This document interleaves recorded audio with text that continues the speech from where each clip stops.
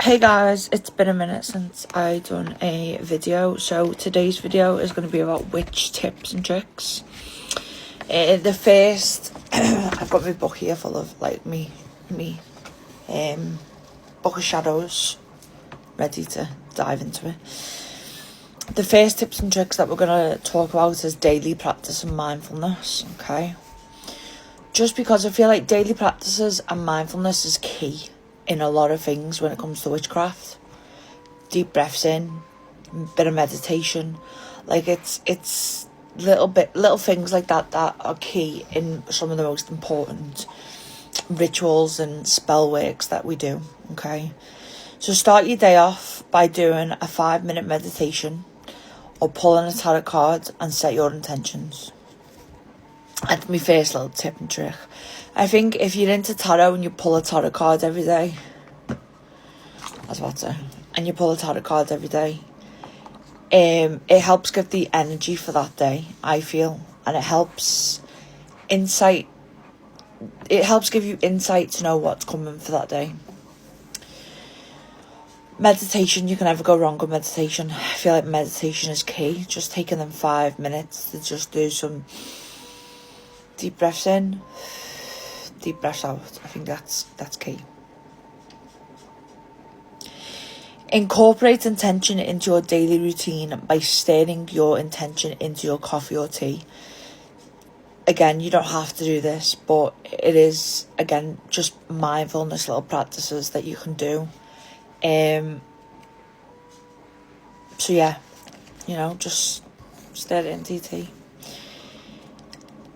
Number 3, which is the last of the practice and mindfulness, if I'm correct. Yeah, it's the last one. Use nature to ground yourself by going outside and connecting with the earth. Just going outside, taking your shoes off for 5 minutes is literally one of the best things you can do. Standing on grass. I feel personally that it realigns the chakras when you go outside and you're mindful about touching the grass and you put your intentions to why you want to touch the grass and you do a bit of meditation. I feel like it aligns your chakras as soon as you step onto that grass. It illuminates the root chakra. So yeah, I feel like that is another key. Home and environment. Create a witchy home by filling it with crystals, flowers, plants, and other natural items to bring good energy. So crystals, depending on what crystals you get, there's ones for protection, there's ones for abundance, there's ones for money flow, there's ones for love, prosperity. There's loads of different crystals. I tend to keep my crystals in my living room. I have some upstairs that are like my bedtime crystals, but I have like ocean jasper, green jade. I have loads of different crystals. Strawberry quartz. I have rose quartz, black obsidian, tourmaline. I have them all downstairs. Tourmaline mainly by my door because it's for protection. Same with black obsidian. So I keep them by my front door, and then the rest of them I keep on my table in my living room, like me green jade dragon that I've got. It's massive. And it sits on my table in my living room, my dining room table in my living room. Use protective charms by placing bells or jingly charms on the door or hanging the dry herbs onto them to ward off negative energy.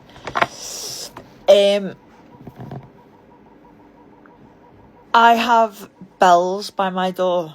I have I forgot what you call it. I think it's called a witch's bell.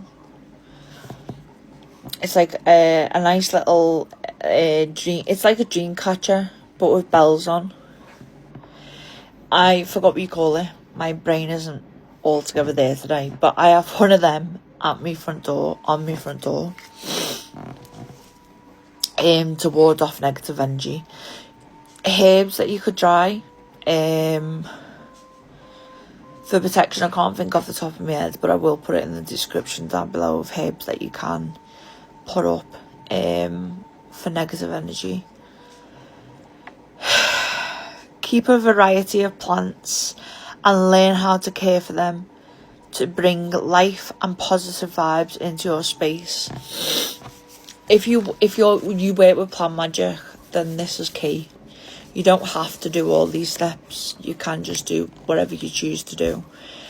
But if you do work with plant magic, then that is really good to keep positivity in your house and to keep a mindful set.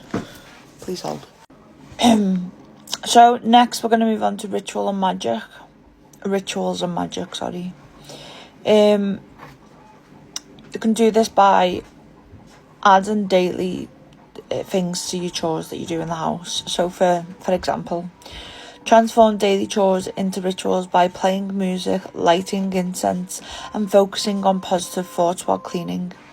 Just little tips like this and little tricks like this don't go amiss. You know what I mean? It can help you a lot with your practice when it comes to, again, mindfulness, being self-aware. It can do a lot. Use candle magic to amplify energy and set intentions for spells. Candle magic is one of the first magics I learned in my practice, and it helped me a lot within my journey of witchcraft and what to do. It helped me a lot. Connect with the celestial cycle by checking moon phases and astrology placements. I still struggle with the astrology placements, but I do check every day. I do check. Like we just had the full moon in Leo, which was the snow moon. So I do check. Last one, which is personal care and self-love. This is key, because if you can't love yourself and you don't take care of yourself, it'll show in your practice.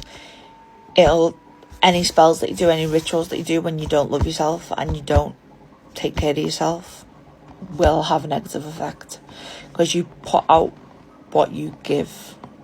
Is that right? No, you put what you give to yourself, you put out. So if you're giving yourself negative energy, you're putting out negative energy. If you're giving yourself positive energy, you're putting out positive energy. Hope that helps. Personal care. Engage in beauty rituals as a form of magic and self-care to help your inner goddess shine. That's optional. You don't have to do that, but beauty rituals does help. Embody your inner power through various beauty and spiritual practices. General approach: be open to transformation in your daily life, adapting a mindset that turns mundane tasks into magical moments. Again, that helps a lot.